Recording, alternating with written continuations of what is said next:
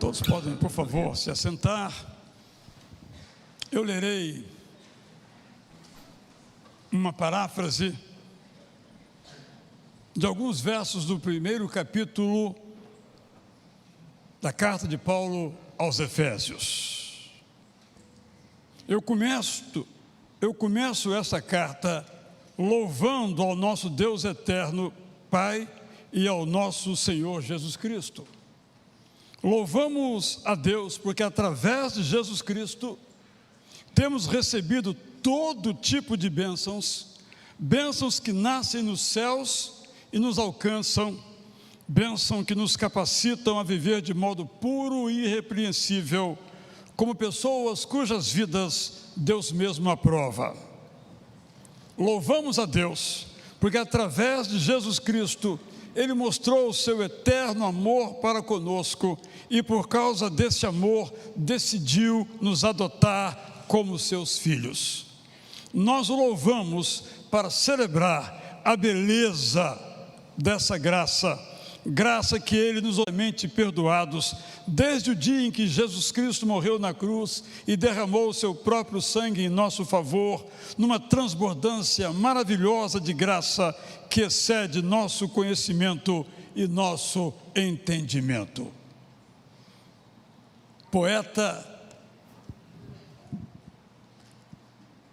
O apóstolo Paulo resume o Evangelho em mais de um lugar, e aqui ele alcança o apogeu da inspiração divina ao descrever aquilo que Jesus Cristo fez para nós, sintetizando que nós fomos alcançados pela graça de Jesus. E essa graça nos perdoou e nos perdoa de todos os nossos pecados. E a partir daí, então, nós somos abençoados com os mais variados tipos de bênçãos espirituais, que não nascem na terra, vêm do céu para nos alcançar. Esse texto muito conhecido, alguns de nós o sabemos de cor, na versão tradicional, aqui um pouco mais alongado nesta paráfrase, para que nós possamos compreender, talvez de um modo ainda mais largo, todo esse sentimento que Paulo sentia. É uma espécie de oração, porque ele começa bem dizendo, ele diz: eu louvo, eu coloquei no plural, nós louvamos, nós bendizemos. Nós executemos, não muda quem Deus é. O louvor não muda quem Deus é. Na verdade, é uma decorrência de quem Deus é, mas não muda quem Deus é. Há uma interessante discussão com relação à oração modelar ensinada por Jesus. Santificado seja o teu nome. Como assim? Como é que podemos santificar quem é absolutamente santo? Sejam santos porque eu sou santo. Mas uma forma de repetir a nossa confissão. Nós sabemos que tudo que nós somos, tudo que nós temos, vem de Deus. E este texto é um convite a que reflitamos sobre as nossas vidas, porque em todas as épocas, não só nesta agora, nós somos levados a pensar de uma maneira secular, isto é, a pensar como todo mundo pensa. Paulo chamava de o presente século, também é o nosso presente século, é um modo de pensar, segundo o qual nós podemos, nós sabemos, nós fazemos, nós construímos, nós vencemos. Eu. Brinquei em algum lugar dizendo que essa é a trindade egológica. O Pai sou eu, o Filho sou eu e o Espírito Santo também sou eu. Não preciso de ninguém. Tudo começa aqui e, tragicamente, diz esse ensino, tudo acaba aqui. Mas o Evangelho diz que nós vivemos aqui, mas a nossa vida não acaba aqui. E Paulo mesmo disse que se a nossa vida acabasse aqui e nós crêssemos nisto, nós seríamos as pessoas mais dignas de lástima da história, porque negaríamos tudo aquilo que Jesus Cristo fez.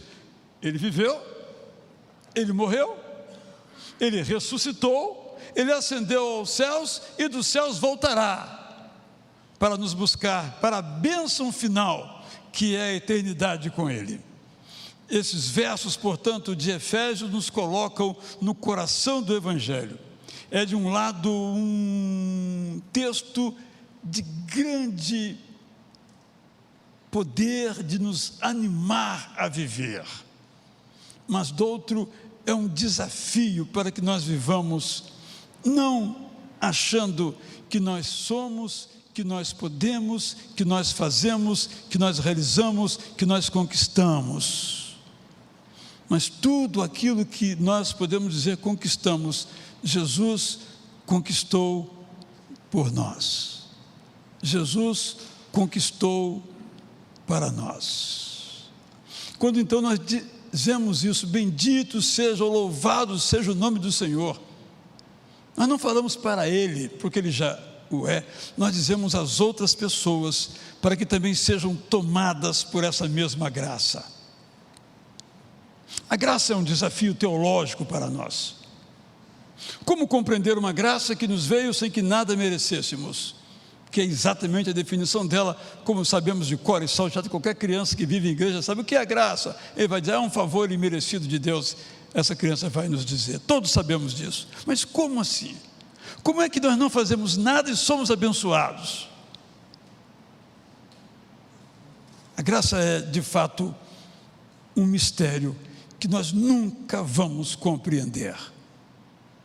E se ficarmos tentando compreender a graça, o tempo passará e nós não a fruiremos. Graça é para receber.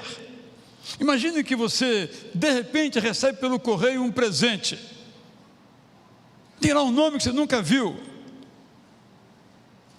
De fulano para Israel. Um presente. Mas aí eu abro e o Antônio me diz, olha Israel, estou mandando esse presente, você nem me conhece, mas eu conheço você de longe e eu resolvi lhe dar esse presente. Eu vou dizer, tem alguma coisa errada aí, porque isso não é o normal. Mas esse é o normal da graça de Deus. Deus olhou para mim de Israel, vou lhe dar um presente, o meu filho Jesus Cristo vai morrer em seu lugar, e você que é culpado não vai morrer.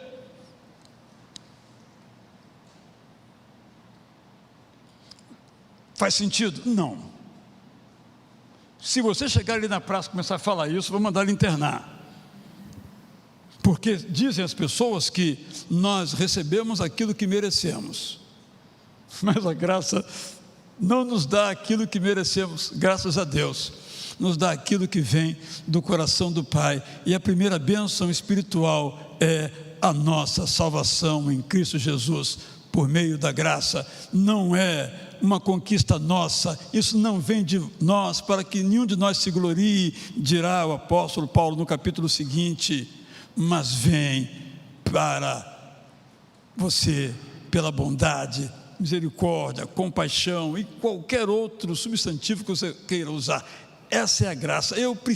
Você precisa permitir que essa graça entre na sua vida com um significado que transborde de você. A sua vida que acontece pela graça tem que ser graça para os outros.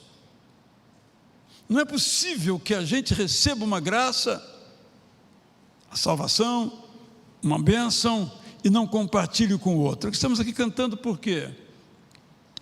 Dois monstros da música compuseram e guardaram na gaveta. Não foi isso. Se estivesse na gaveta, nenhum de nós cantaria. Eles cantavam, nós íamos juntos. Você até podia ficar calados, não precisa, nós cantamos no lugar de vocês, até melhor do que vocês. Você que está com a voz horrível aí, o Guilherme quer, segundo ele, não é verdade? Por que nós conhecemos essas músicas? Porque vocês não guardaram, vocês nos legaram, vocês nos comunicaram, vocês nos ofereceram, porque vocês receberam de Deus e passaram adiante. A sua paráfrase, que não li ainda, só conheço uma outra que você fez, acho que de Efésios, você não guardou para si, você recebeu, preparou, publicou e agora vai nos abençoar. Por exemplo, receberam de graça e agora nos dão. Exatamente esta é uma dimensão da graça de Deus. Eu termino dizendo o que eu disse hoje no culto anterior, virtual, na conversa com o pastor Fernando Brandão, que sempre repito aqui. A maioria de nós cristãos ainda não leu uma frase de Jesus que não está nos evangelhos, é a única que não está nos evangelhos, mas está no livro de Atos, quando Paulo recorda dizendo que o nosso mestre disse: mais bem-aventurado é dar do que receber. E todo aquele que lê esse versículo e o aplica, não tem dúvidas de que é totalmente verdadeiro. Quando os nossos itamazonenses voltam, eles não falam do que aconteceu lá com as pessoas, e muitas coisas aconteceram. Eles falam do que aconteceu com eles, com elas, de como foram abençoados por terem ido. O que nós temos feito com a graça de Deus? Eu e você somos chamados a compartilhá-la, não a explicá-la, que não conseguiremos, não a reter para nós, porque não devemos, mas a compartilharmos essa graça com os outros. É a graça que um compositor chamou de preciosa, maravilhosa, precious, eternal, ou outra expressão qualquer. A nossa vida é pela graça, e a nossa vida há que ser também para a graça. Senhor, por tua graça, maravilhosa graça, nós te agradecemos. Essa graça que os autores chamam de maravilhosa, preciosa, eterna, wonderful, essa é a graça do Senhor, que nos abençoa com a salvação, nos abençoa com a comunhão e nos abençoa com um convite à proclamação. Por esta graça, nós te agradecemos em nome de Jesus.